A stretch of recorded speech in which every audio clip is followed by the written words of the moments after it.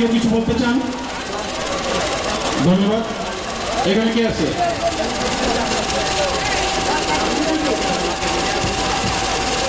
আসসালামু আলাইকুম। আজকের সভার প্রধান অতিথির কাছে আমার বিনীত প্রত্যাশা এবং আমার এলাকাবাসীর পক্ষ থেকে কিছু দাবি আমি উত্থাপন করতে চাই। সবচেয়ে বড় সমস্যা, এই মুক্তিযোদ্ধা কমপ্লেক্সে আমরা কিন্তু দখল সূত্রে আছি। অস্তিত্বহীন অনেকটা যে কোনো সময় আমাদের উঠে দিতে পারে।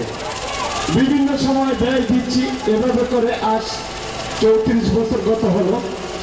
এখন যে বর্তমান কেয়ারটেকার সরকার আছে, তারাও আমাদের খুব চাপে রাখছে। আমরা খুব সংকটে আছি। যদি আগামী দিনের নির্বাচনে আপনি জয়ী হন, ইনশাল্লাহ জয়ী হবেন, আমরা পুরো কমপ্লেক্সবাসী আপনার সাথে আছি। আপনি জয়ী হলে আমাদেরকে একটি চিরস্থায়ী বন্দোবস্তের ব্যবস্থা করবেন। এটা এলাকাবাসীর পক্ষ থেকে দাবি, এটা এলাকাবাসীর পক্ষ থেকে জোরালো একটি দাবি।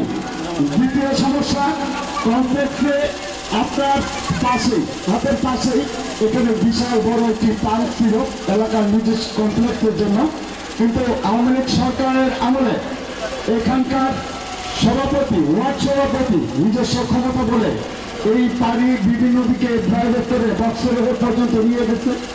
এখন এই পাম্পটি নষ্ট হওয়ার পর 5 তারিখের পর আমি এবং আমার সহযোদ্ধাদের নেতৃত্বে আমরা পাম্পের সাথে অনেক যুদ্ধ করে এটাকে পরে 800 ফিট আরো রিপেয়ারিং করার পর এখন আবার পানির খুব সমস্যা।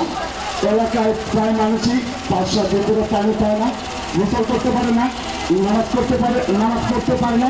এই সমস্যা, গ্যাসের সমস্যাটা আরো বিকট। একটা সময় কমপ্লেক্সের মানুষ দিনে একবার রান্না করে অনেক কষ্টে সেটাই সারাদিন খাওয়া দাওয়া করতো, অর্থাৎ গ্যাসের জন্য অনেক সময় রোজা রাখতে হতো। বিষয়টা এখনো আছে। পরবর্তীতে গত কয়েকদিন আগে যে বৃষ্টি হলো, অনেক বাড়িতে হাঁটু সমান পানি হচ্ছে, ড্রেন সংস্কার করার খুব একটা ব্যাপার আছে। তো আপনার পক্ষ থেকে আমাদের দাবি, আমাদের এলাকার রাস্তাঘাটগুলো আরো প্রশস্ত, চৌড়া এবং ড্রেনগুলো আরো সুন্দর করে কিভাবে করা যায় সেই দাবিটাও আপনার কাছে থাকলো।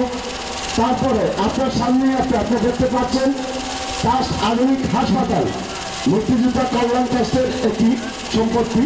সেটা মুক্তিযোদ্ধা এবং তাদের পরিবার এবং সাধারণ মানুষের চিকিৎসার জন্য এই হাসপাতালটি বাংলাদেশের সর্বাধুনিক যন্ত্রপাতিতে সমৃদ্ধ ছিল। এই হাসপাতাল বর্তমানে প্রায় 25 থেকে 30 বছরের মতো এটা পরিত্যক্ত অবস্থায় আছে। এই এলাকায় বিশাল জনগণ বসবাস করে।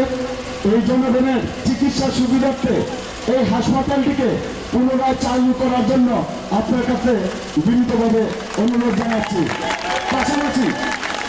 পাশাপাশি শুধু মুক্তিযোদ্ধা কমপ্লেক্স নয়, শুধু বিপিএসি কামাল হাউজিং নয়, শুধু বক্সনগর নয়, শুধু লাইনখোলা নয়, মাদকের একটি বিশাল সাম্রাজ্য গড়ে উঠেছে।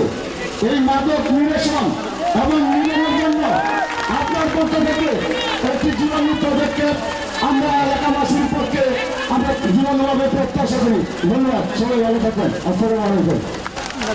ধন্যবাদ।